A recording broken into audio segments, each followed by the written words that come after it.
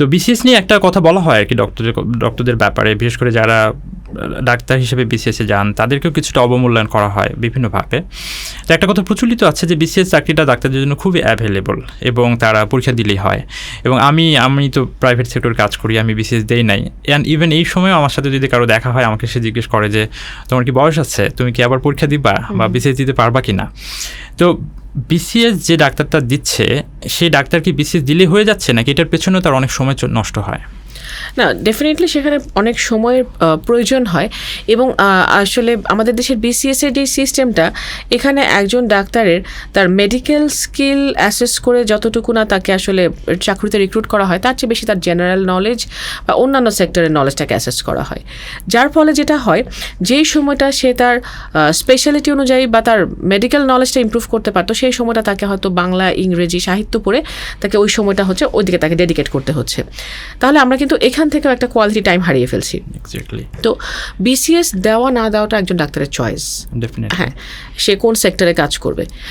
কিন্তু এখানে বিসিএস যে দিবে সে এটা জেনেই সে বিসিএসে ঢুকবে যে তার লাইফ থেকে সে কিছু সময় তার নন প্রফেশনাল কাজ পড়াশোনায় তার ব্যয় হয়ে যাবে।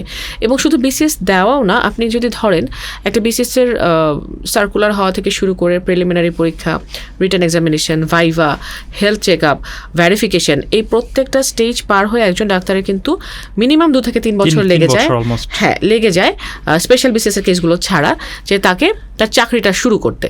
তাহলে এই যে এতটুকু সময় নষ্ট হচ্ছে, এবং এর মধ্যে কিন্তু তার পোস্ট গ্র্যাজুয়েশন যদি সে করে থাকে তাহলে এটা কিন্তু এগিয়ে যায়। তাহলে সে বিসিএসটা দিয়েছে, তার পোস্ট গ্র্যাজুয়েশনের এখানে আমরা 3 বছর তাকে হারিয়ে ফেললাম। চাকরিতে যাওয়ার পরে তাকে 2 বছর উপজেলায় বা গ্রামে সার্ভ করতে হবে, যেটা অবশ্যই প্রয়োজন।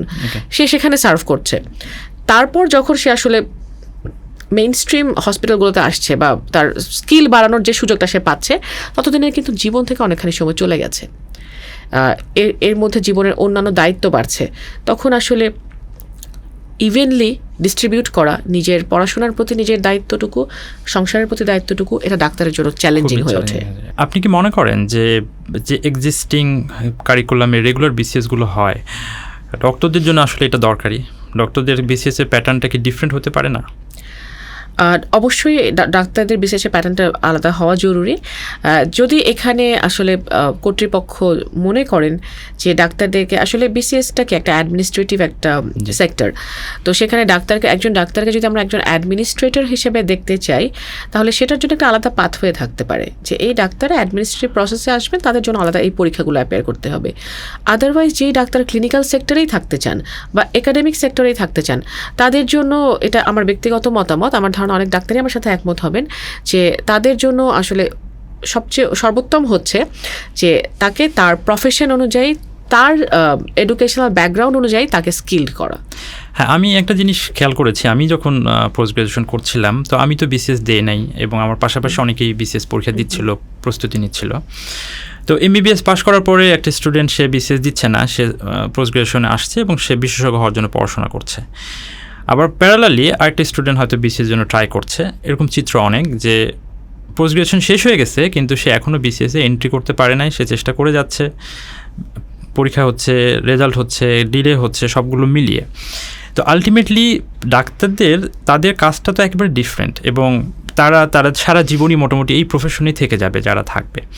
তো তাদের পেছনে মানে তাদের এই যে 3 থেকে 5 বছর সময় যে নষ্ট হচ্ছে, এই নষ্টটা যদি না করে তাদেরকে বিকল্প অবস্থায় পাশ করার পরে প্রথম 1 বছরের মধ্যেই যে দিতে চাইলো দিল, যে অন্য জায়গায় যেতে চাইলো গেল, সেটা করতে পারলে রাষ্ট্রের সামগ্রিকভাবে লাভ হবে। তো আপনি কি রিকমেন্ড করেন যে হচ্ছে এটা নিয়ে আসলে কর্তৃপক্ষের সিরিয়াসলি ভাবা উচিত? জি, অবশ্যই এটা এই জন্য ভাবা উচিত যে আপনি একজন মানুষের কাছ থেকে বা একজন প্রফেশনালের কাছ থেকে আপনি কী চান? আপনি তার প্রফেশনাল সার্ভিস চান, তাহলে আপনি তাকে সেদিকে স্কিল করেন। কারণ আপনি যখন একজন ভালো ডাক্তার পাবেন, আপনার সোসাইটি সেখান থেকে একটা ভালো সার্ভিস পাবে এবং সেখান থেকে আমরা একটা সুস্থ সমাজ পেতে যাচ্ছি।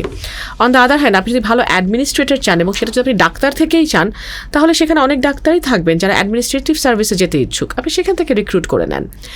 তো যে বিষয়টা হয়, একজন ডাক্তার যে বিসিএসে যাচ্ছে না, সে হয়তো একাডেমিক্যালি এগিয়ে যাচ্ছে, কিন্তু যে বিসিএসে যাচ্ছে সে কেন যাচ্ছে? সে যাচ্ছে সবচেয়ে গুরুত্বপূর্ণ কারণ হচ্ছে জব সিকিউরিটি, এক্স্যাক্টলি, যেটা আমরা যেই কারণে আজকে আমরা আসলে কথা বলছি।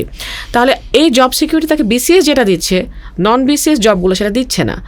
তাহলে গভর্নমেন্টের আসলে এই জায়গাটাতে কাজ করা উচিত যে ডাক্তারদের বিসিএসদের সময়টাও নষ্ট করা যাবে না, অ্যাট দ্য সেম টাইম ডাক্তারদেরকে Private জব sector-টা। সিকিউরিটিটা এনশিওর করতে হবে যে একজন ডাক্তার যাতে একটা সম্মানজনক অবস্থান নিয়ে সমাজে বাঁচতে পারে।